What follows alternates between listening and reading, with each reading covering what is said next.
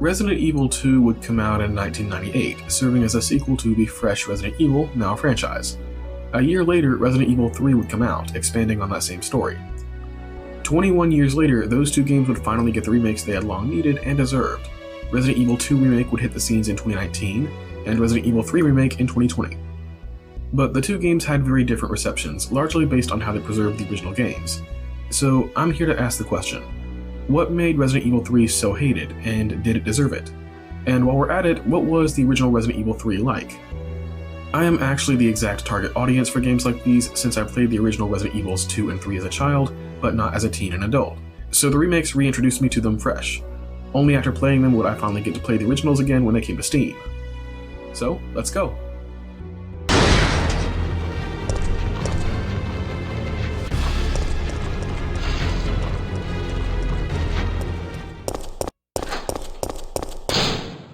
September 28th, daylight. The monsters have overtaken the city. Somehow, I'm still alive.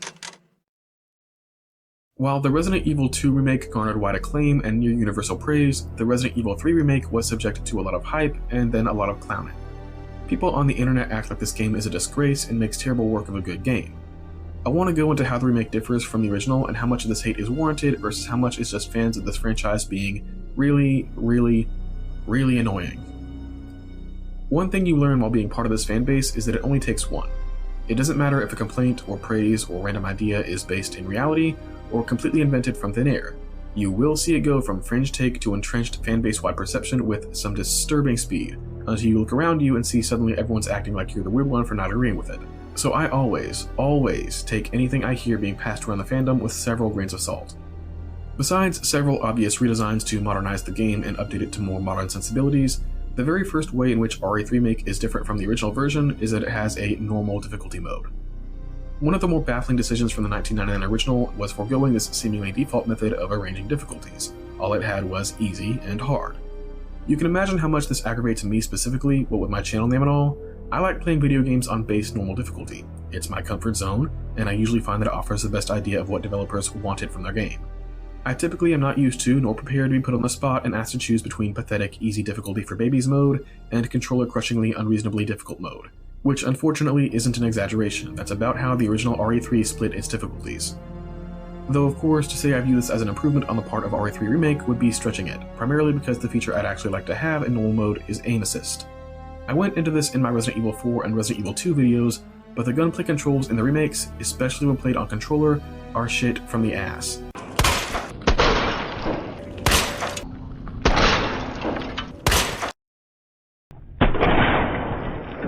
These games will have you thinking you just genuinely suck ass at shooting and are a complete joke of a gamer, but you're not, I promise. The games just suck with the shooting. While Resident Evil 2's aim assist was also locked to easy mode, there wasn't that huge difference between the difficulties, so I just took the hit and played on easy. Rather like with the classic version though, RE3 Remake goes out of its way to baby you to an insane degree if you pick easy, to the point I found it too insulting to do and just suffered and struggled through the shitty aiming system on normal. So the change was pretty lateral overall, if not a downgrade. Also, because I don't have another place to put this, Resident Evil 3's remake intro cutscene is absolutely fucked. It's live action, but not cheesy 80s live action the way Resident Evil 1 had in 1996. In that one, it was glamorously campy, unserious, and was put in because the graphical capabilities at the time just weren't up to snuff for an extended cutscene like they'd later used for Resident Evil 2. In this one, you have a bunch of interspersed live action cuts of people speaking and chaos occurring, clashing with animated CG models in the same scenes.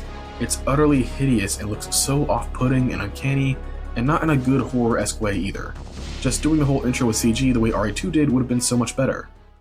That aside though, the next thing you'll notice when playing Resident Evil 3 Remake is that the game has a more solid introduction. RE3 didn't really waste any time establishing itself in 1999, you just picked up the controller and your introduction to where Jill is and what she's doing was, shit's on fire, get moving. You're not given any real context as to what Jill was doing while the city was going to hell, you're just dropped off in a random street full of zombies.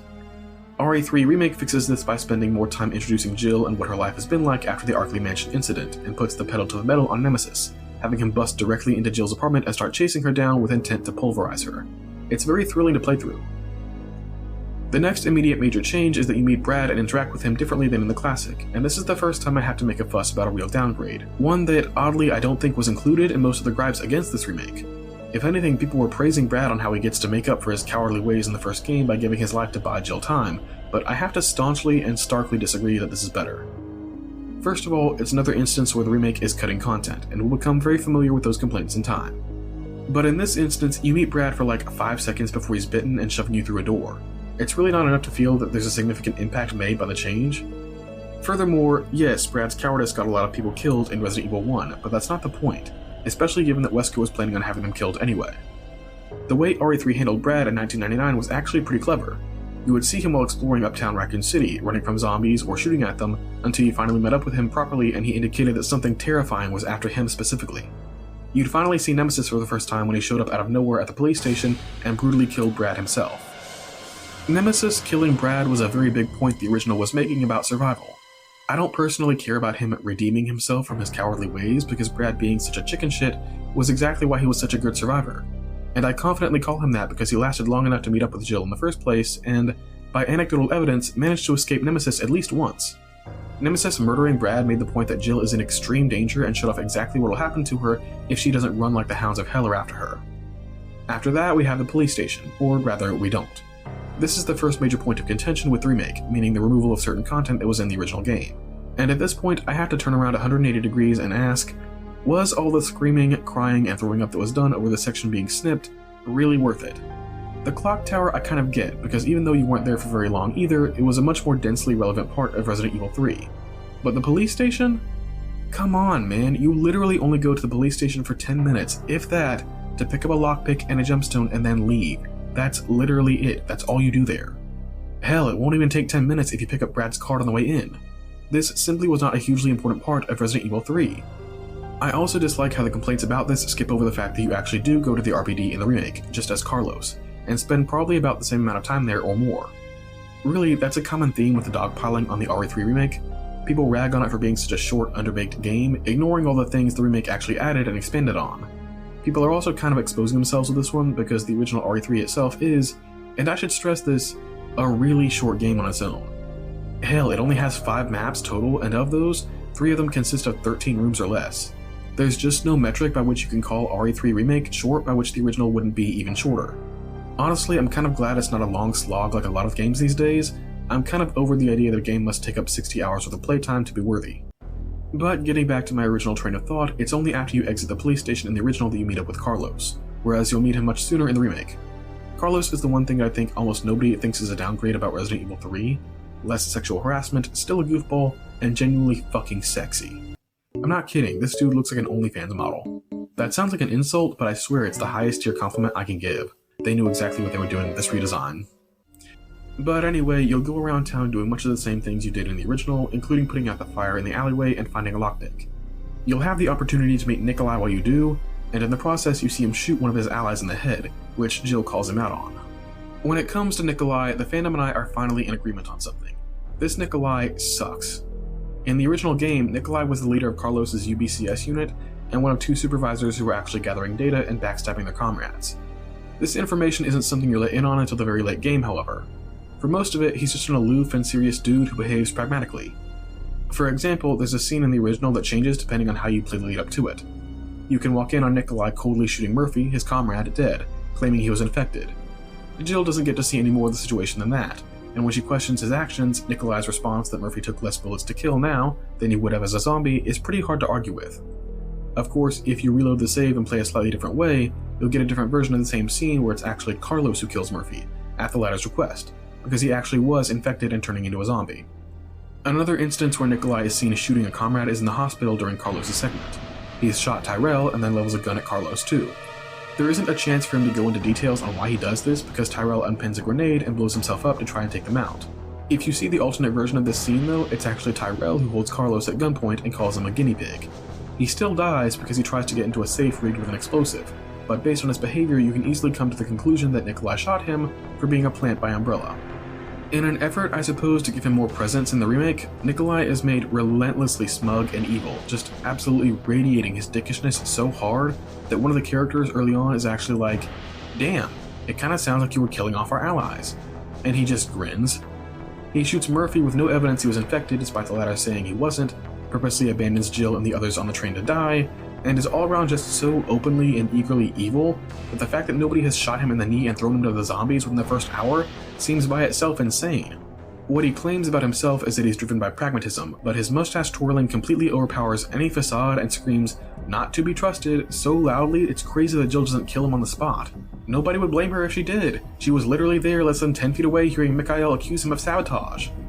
This remains one of the most frustrating things about the game for me and for a lot of other people. But back to the game. One of the areas where Resident Evil 3 Remake expands on the original is in the electric facility. In the original, this was just a place you had to visit on the jaunt around Raccoon City to grab a necessary part for the cable car ride. In this one, you have to manually turn on enough power to get the car running, only the massive problem is that the electrical grid itself has become completely overtaken by mutated bugs and become a massive nest. The Drain Deimos enemies have been redesigned and can now kill you very easily, which is bad because they like to come at you several at a time, and the paths to the power arrays are essentially a maze. It's dark, eerie, confusing, unsettling, and all-around delicious survival horror, which sounds like high praise, and it is, but I'm about to stomp all over it. One of the things I detest about this game is that it's horny. Not horny like RE5, where that's part of the charm because Resident Evil is full of sexy people doing sexy things, and not horny like RE4 or RE6, where it's part of the story. RE3 Remake is horny in a way I don't respect because it tries to play coy about it, and you can tell it's doing so because Jill will be completely unsexualized for hours of gameplay, right up until you have her crawl through a hole and suddenly your screen is chock full of ass. And one of the worst things it does with this tiki horny happens in the introduction to the Drain Deimos enemy, where, I shit you not, Jill is grabbed and held down and thereupon violated by a bug monster. No, seriously, it grabs her and shoves an ovipositor down her throat and spews baby bugs into her, which then have to be purged with a green herb. It's the framing of the scene that's all wrong and completely undercuts the idea that this is some alien homage or something, because this is a video game, and this is the exact type of scene you see in video games when the game wants to demonstrate a new enemy. Except, in like scenarios, this is usually done by having a nearby NPC become the unfortunate and swiftly dead victim of said enemy, showing the player why they should watch out. You can see this in Resident Evil 6, where the Bloodshot and Rask enemies are introduced tearing into their unfortunate victims at a distance you can safely watch from. Resident Evil 6 is a game dumb people accuse of being horny all the time, and the Rask is even doing something similar to the Drain Deimos, forcing its young into hapless victims. But if you were shown the Rask's dangerous abilities by having it pin the female player character to the ground and shove its leech tongue down her throat, you'd rightly want to burn a studio to the ground, because what fucking rapey fetishy nonsense did I just watch? And what is Jill's reaction to this event? Fucking gross. Fucking gross. That's it? Woman, you were just orally invaded by a bug monster. Manifest more shock and horror. Have an appropriate reaction. So yeah, that whole scene can fuck right off. As a matter of fact, the whole level can. Where was I again?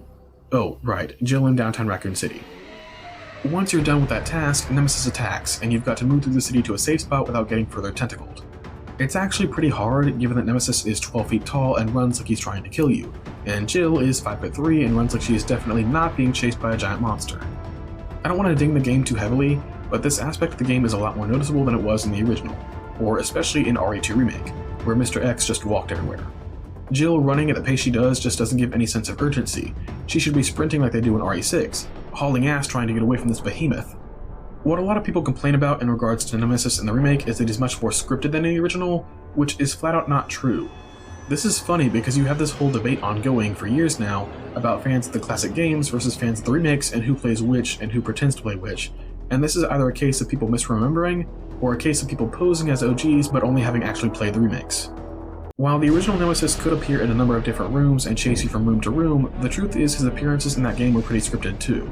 And if you played it once, you probably already knew when and where he'd appear the second time around.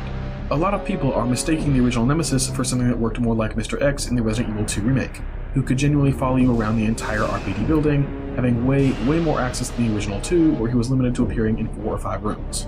You can guess why they didn't choose to go this route in the remake, and I'm actually very glad they didn't. Nemesis is way faster than Mr. X, or Jill for that matter, so giving him full access to the entire map would be an unplayable nightmare. A lot of people wishing they designed it this way genuinely have no idea what they're asking for. You think you'd like it, but I'm telling you, you wouldn't. Whatever enhancement of the horror atmosphere you gained would not be worth the frustration, I promise. Just as she's about to escape with Carlos's UBCS group, Jill breaks off so that Nemesis will pursue her instead, making her getaway. It's at this moment that Jill drops her previously iconic line, sucker! You want stars? I'll give you stars! Which is a fucking travesty because it's said as a throwaway line and has no gravitas whatsoever. What on earth were they thinking? Look, I'll call the Resident Evil fanbase whiny and annoying forever and a day, but for all the complaints they make that amount to nothing, sometimes they have a point. This was one of the things Jill Valentine had that was associated solely with her, and cemented her as an utter badass given that it was her finishing one-liner in the final Nemesis battle in the original. You want stars? I'll give you stars. To have her say it while she's running away of all things, and has no means whatsoever to give stars at this time, is insane. Even if some things being cut or changed isn't actively detrimental to the wider game, this is a remake. Nostalgia provides the entire reason remakes exist, to preserve old gold for new and old audiences alike. If a game remake isn't properly servicing that nostalgia, that is a genuine failing. But whatever. Jill gets away and makes her escape into the sewers for the time being. This too is a new expansion on Resident Evil 3, since there was no sewers level in that one. This one is pretty involved, but not too terribly bad. You get introduced to the Hunter Gammas, which have been given a very nasty and hideous redesign, not to mention made much bigger. They've still got a one-hit kill, but it's not nearly as cheap as it was before, and you can see it coming and react accordingly. They're also the subject of a new file, which is fucking hilarious, which I like. You make it out of the sewers and are immediately ambushed by Nemesis, who's got a big new flamethrower he wants to show off, and you climb an unfinished high-rise while hauling ass so you don't get barbecued as the building is slowly engulfed in flames. It's incredibly exciting and action-packed. When you get to the top, he corners you there and you get your first Nemesis boss fight. And this is one area of the game where the remake absolutely, unquestionably outshines the original game. Look, I'm sorry, but the Nemesis boss fights in the original game fucking suck. I mean, they suck ass. You can technically fight Nemesis anytime he's on your screen in vanilla RE3, but considering how unproductive that is, the first time you actually try to will likely be at the clock tower, which is the first mandatory fight. It's at this moment where the concept behind Nemesis completely falls apart. There is a video on my channel called I Fought Nemesis 37 Times. That video was not staged nor scripted. That fight genuinely is just that level of utter bullshit. I'd like to state here and now that there is a limit to the gaming discourse that I'll play ball with.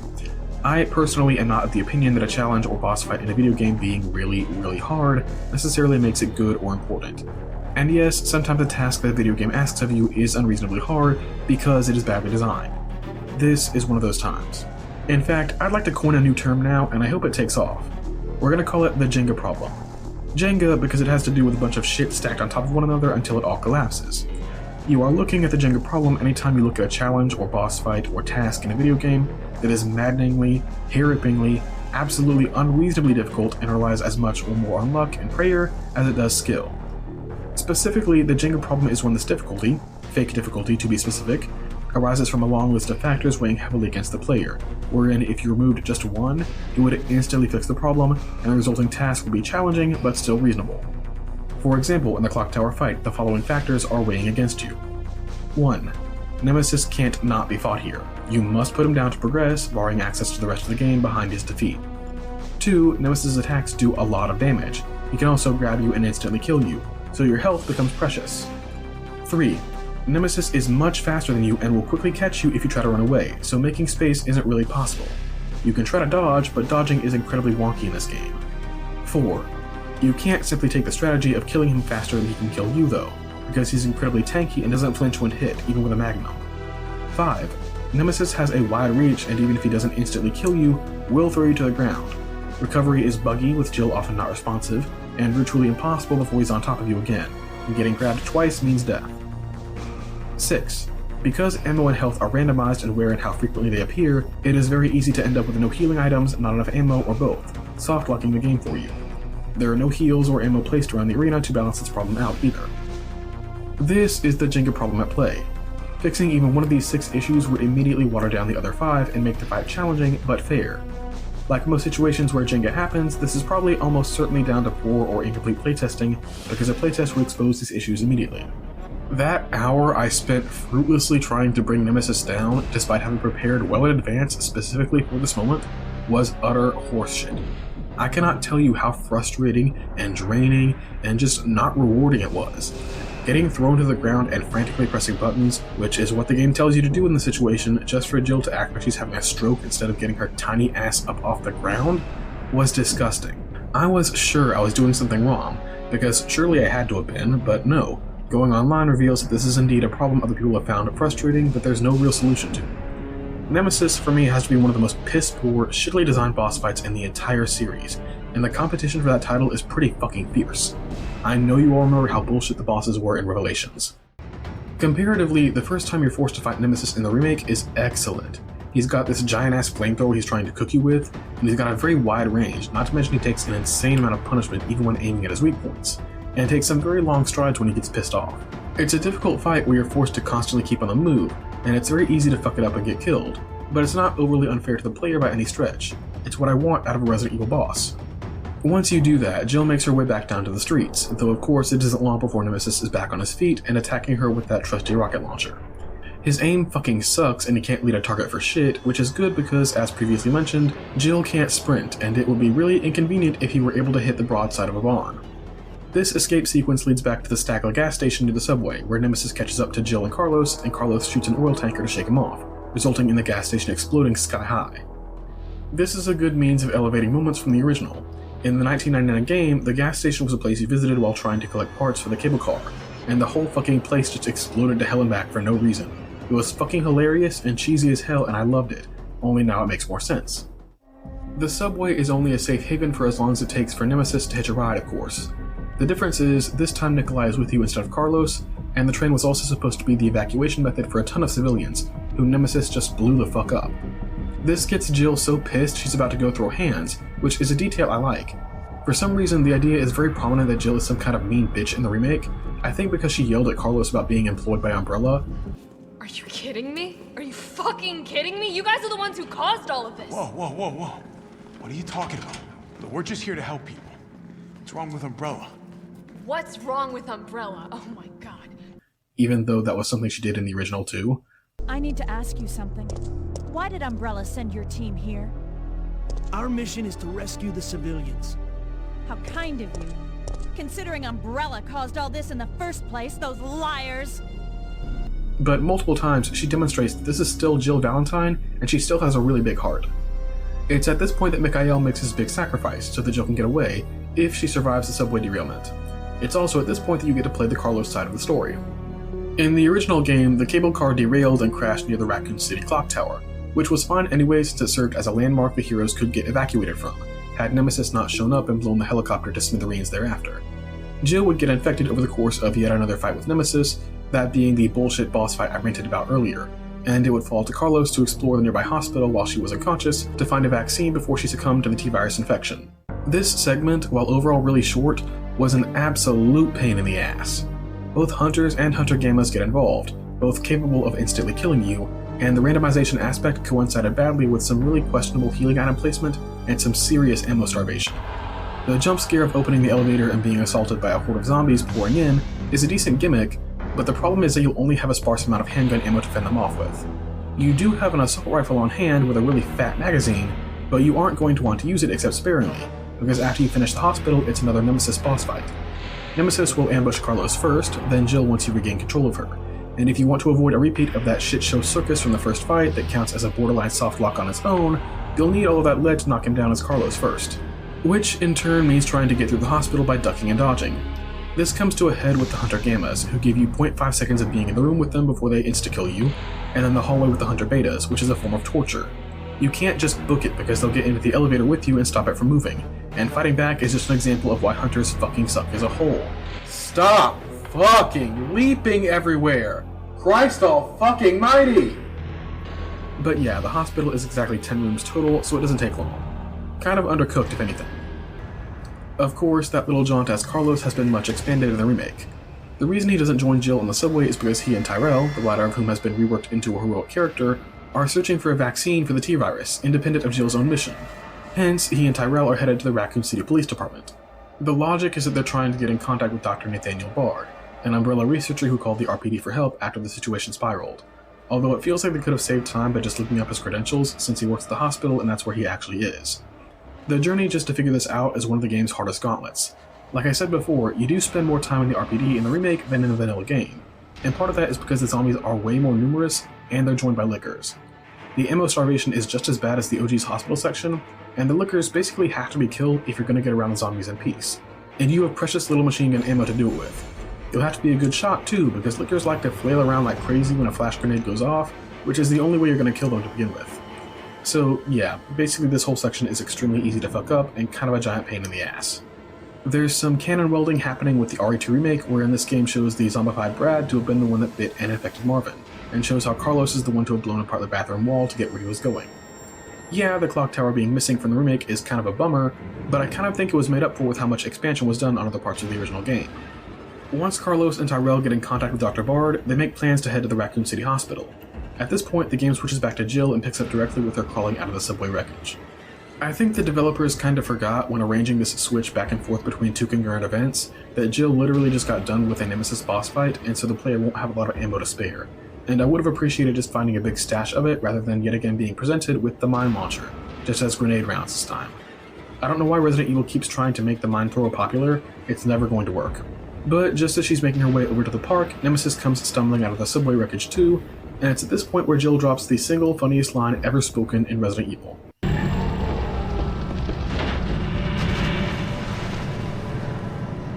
Bitch can't even swim.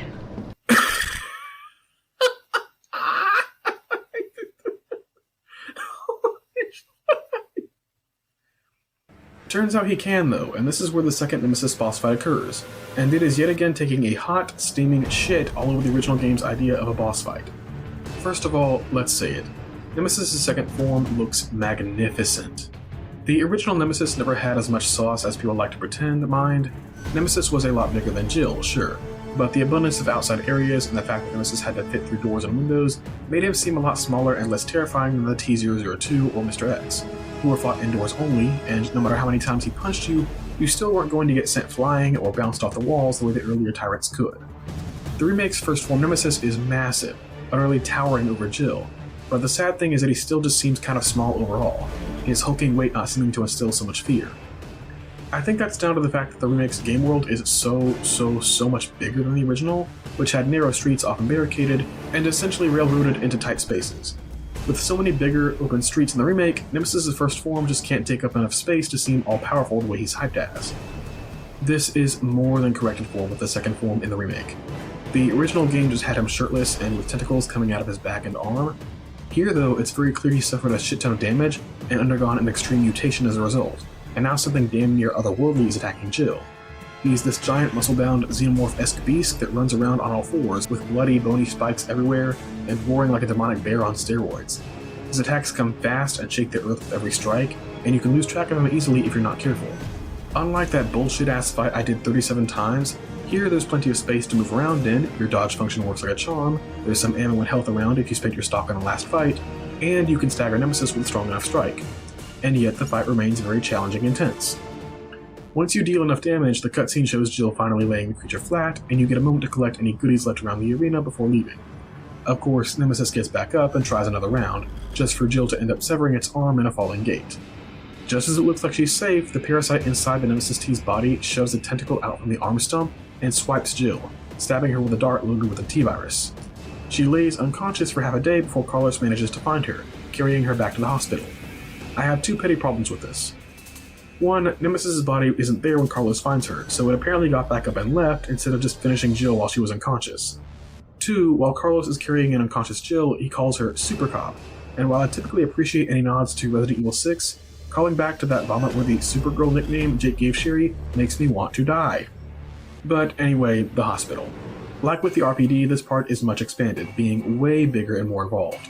Carlos is still searching for a vaccine by trying to get to Dr. Bard, only now with even more urgency since Jill's infected.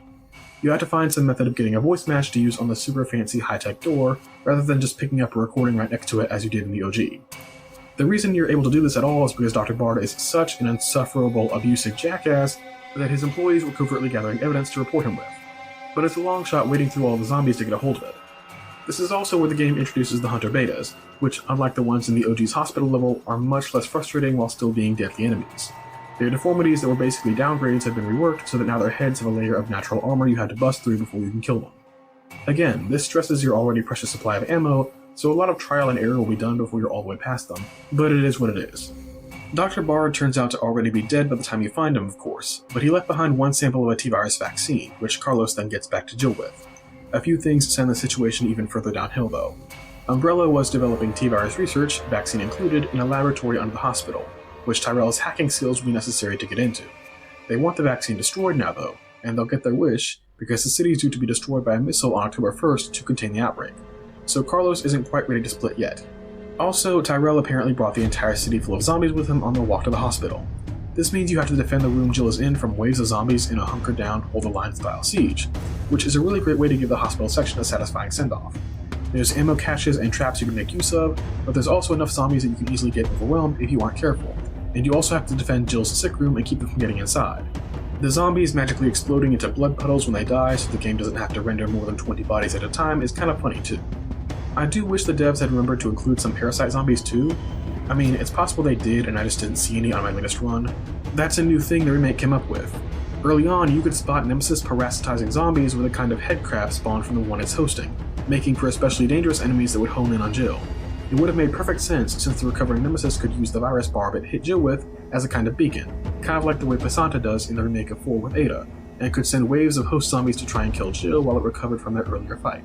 As it is though, you'll get seemingly garden variety zombies deciding to ignore Carlos in favor of banging on a barricaded door to Jill's room for some reason.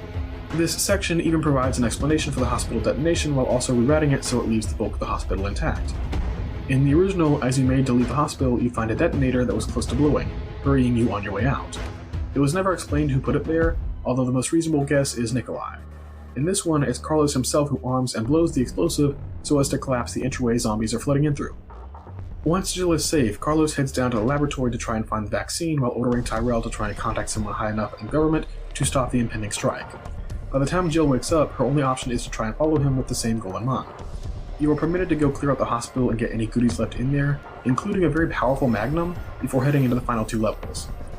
You may be wondering, wait, what about the park and the gravedigger? And the answer to that is, I don't give a fuck and neither should you.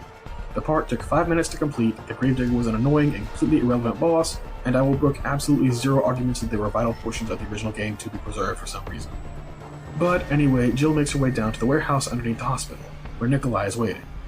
Nikolai is very much in his mastermind bag here as he starts setting BOWs after Jill, while she is to navigate around the warehouse trying to find him. This area introduces paleheads, which are a new type of zombie. The big deal with these guys is they regenerate from all damage, so you have to find a way to kill them quickly. And I do mean quickly because they're actually a lot faster and more aggressive than regular zombies, even though they look weaker. The warehouse level is dark and labyrinthine, but not really all that difficult or scary, so long as you keep your wits about you. At the end of it, Tyrell comes back to say he's secured a deal. If they can deliver the vaccine before the missile launch, the US government will call it off. The real purpose of this place is to prepare the player for the actual final level, Nest-2. The final level in the original game was the Dead Factory, basically a big waste disposal plant Umbrella was using to get rid of evidence of their testing and to minimize data leaks. It's been replaced in the remake by Nest-2, a laboratory very similar to the end level of RE2 Remake. I could be mad about that, but quite frankly the original RE3 was guilty of the same, given that the Dead Factory really did just feel a lot like the RE2 laboratory. Same color palette, less content. And I do mean less content, because compared to Resident Evil 2, the Dead Factory level was pathetically undercooked. The only challenges you were going to get were if hunters spawned, the puzzle solving was pretty minimal, and it's basically just a little bit of back and forth before the final showdown with Nemesis. Admittedly, it's not as small and short-lived as the clock tower or the hospital, but that's not a very high bar to clear. Comparatively, Jill's quest to create and secure the T-virus vaccine before the detonation is much more involved in the Resident Evil 3 remake. Just like with the arrival of the Dead Factory, Nemesis shows up to harass you, albeit instead of a live selection with funny options, it's a cutscene where he brutally kills Tyrell. And although Jill gets away in a moment, he's still somewhere in the facility stalking you.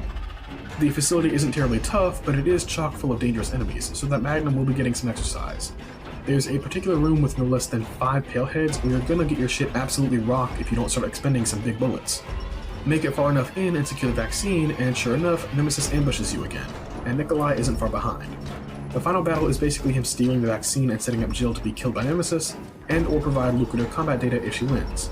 I wanted to burn him alive with my mind in that moment, if we're honest. The last fight with Nemesis, second to last if we're honest, but let's be real, the actual final battle is a formality, is a straightforward brawl. You can bully Nemesis with as many grenades as you've held onto up to this point, and eventually zombies will start to pour in to harass you. Carlos shows up for moral support, and that's not a joke. His role in the fight legitimately is just to shout encouragement. I could be mad about it, but honestly it is kind of adorable how he tries to help out by ratting out Nemesis when the latter tries to hide behind the generators. Your goal is to keep up the heat on Nemesis and stun it in order to get in a shot at the parasite controlling it, which comes wriggling out of its chest, which is how you actually win. It's got a giant bullwhip for a left arm now, which, as you can imagine, gives it a lot of new ways to fuck you up. And Nemesis is tough enough and a fast enough attacker that you really need to have mastered dodging to outlast him. The whole thing is a much more rewarding fight than the equivalent fight in the Dead Factory in the OG, which was where you just sprayed Nemesis with grenades and switched on a tiny little acid faucet on him every once in a while. The acid shower this go around is more of an acid bath, in that Carlos takes the initiative and floods the disposal area with a fuck ton of the stuff so that Nemesis melts. The remake's take on the actual final 1v1 is suitably grandiose. You know how in the original, what was left of Nemesis came back for a final go that was basically just a slug-like pile of limbs and eyes that sprayed acid at you, and you had to lure it into the path of the railgun 3 times to win? That's been completely overhauled. Now you can see the protective shell Nemesis shielded himself in has split open like dark angel wings, and the scale and mass of the creature called to mind something from Hell's Abyss. It's very Hellboy, or maybe Dead Space. It's all very cool.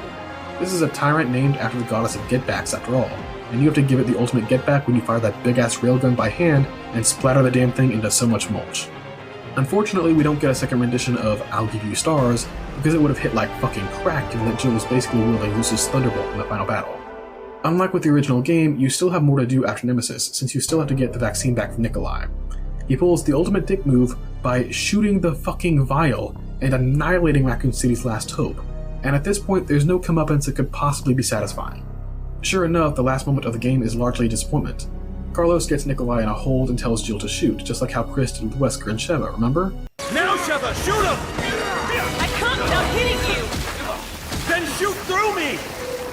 It doesn't have the same sauce though, because Jill actually shoots and Carlos is fine. This little scene calls to mind the live selection feature of the original Resident Evil 3, which you'd almost think they forgot. See, Resident Evil 3 didn't have multiple campaigns like Resident Evil 2 did, but they still found a way to try to get you to play the same game multiple times to see different scenes and endings. During certain game events, something would happen and time would slow down, and you'd be asked to pick between 2 choices, which will either affect the game in a small way or potentially change which characters you'd see in certain locations. You have a limited amount of time to make the choice, or else it defaults to whatever was going to happen anyway. In essence, they were kind of like QuickTime events before QuickTime events were a thing, with the benefit that not pressing a button in time usually wouldn't kill you outright. Resident Evil 3's remake largely ditched these in favor of telling a single linear story, which I much approve of, except for at the end right here.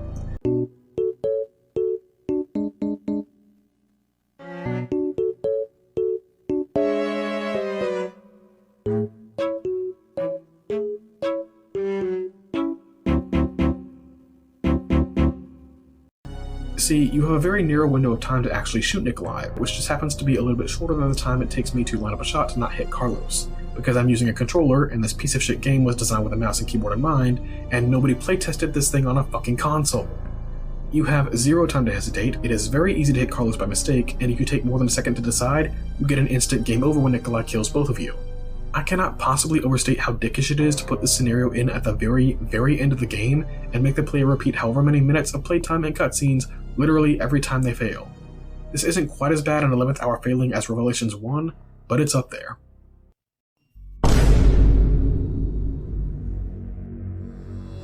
So, what's my final verdict? Is Resident Evil 3 Remake overhated? Well, yes. I have my fair share of problems with this remake, but to be honest with you, I fall short of meeting most of the fanbase where they seem to be at. I agree with the unsatisfying characterization of Nikolai, but with every other complaint, the short length, the cut content, the way Nemesis is presented, I just can't agree with, having played both games. I've already gone into how this fanbase will misremember the living daylights out of their own supposed favorite games to the point of rose-colored glasses, and I think something like this definitely happened with the original Resident Evil 3, which people largely claim is iconic purely because of Nemesis, and that's kind of it. I'd like to put forth the idea that if looked at on its own terms, Resident Evil 3 1999 is kind of, maybe, not that good. Hear me out, okay? Whenever I'm getting ready to make one of these video essays, I lock in and marathon the series, every game of it that I own at least. And what I do is jot down all of my thoughts on these games as I play them, highlighting in green, yellow, or red, based on whether I think something is good, bad, or just noteworthy. Almost the entire set of notes I have on classic RE3 is red. People still piss and moan to this day about Resident Evil changing with 4 and becoming more linear, fast-paced, and ditching the fixed camera angles, but the truth is, it kind of had to. If you play the first 3 classic Resident Evils back-to-back, it kind of handily shows why this is something that had to happen. The fixed camera angles, even in an ideal scenario, are hard for players to deal with, but with a slow-paced game without the need to hurry, It works okay. In a game like Resident Evil 3, which wants to have a frenetic pace and make you constantly hightail it away from a giant monster, it collapses. Trying to haul ass away from Nemesis, who you can't see, and as a result running smack into zombies that you also couldn't see, isn't scary, it's just frustrating and annoying. It's also funny that for how gilded this game's reputation is, it's the starting point for so many things that would go on to be hated in later games. Things the fanbase would hate, things I would hate, or things everybody would hate. Putting red explosive barrels everywhere to make dealing with enemies easier? That started here. QuickTime events are basically the spawn of these live selection choices, which themselves are the progenitor of Resident Evil games trying to have different quote-unquote routes that don't actually affect the game that much. That fucking cursed ammo crafting that managed to worm its way into Resident Evil remakes 2, 3, and 4 was originally only found in this game. Hell, even the one-liners the protagonists drop when doing anything remotely cool is owed to Jill with her stars line. You want stars? I'll give you stars. Then there's the fact that Resident Evil 3 is also the starting point for things people say they hate, but conveniently ignore when it's this game, the chief example being the actionized tone. Resident Evil 3, blow for blow, is definitely more of an action movie romp than 4, and might actually be more actionized than Resident Evil 5, and that's saying something. Certainly the horror aspect takes a backseat in this one, considering all the explosions going off every 5 minutes. I never see people complain about this at all, and I'm not about to recommend they start because I hate when Resident Evil fans bitch about that. I'm just pointing out it's hypocritical here. Really, the game's major sin was just being caught between its roots and its concept. The games that came before it were puzzle-focused and had sprawling maps you could easily get lost in, while this one is gunplay-focused and has extremely small, simple maps meant to get you from plot point to plot point. But we hadn't yet made that switch to fully linear survival horror, so the game can't play fully to either strength. That's why people called it an expansion pack for Resident Evil 2 back in 1999, and for all that Resident Evil 3 in 2020 has the same reputation, it's still the game I'd rather play. I don't want to end this video on the note that Resident Evil 3 Classic just sucks so much and the remake is 100% better, but we have to accept that the raw material to make Resident Evil 3 in 2020 came from the one in 1999, and that includes both the good and the bad. I'll tell you one thing before I go. The remake never put me through the same fucking boss fight 37 times.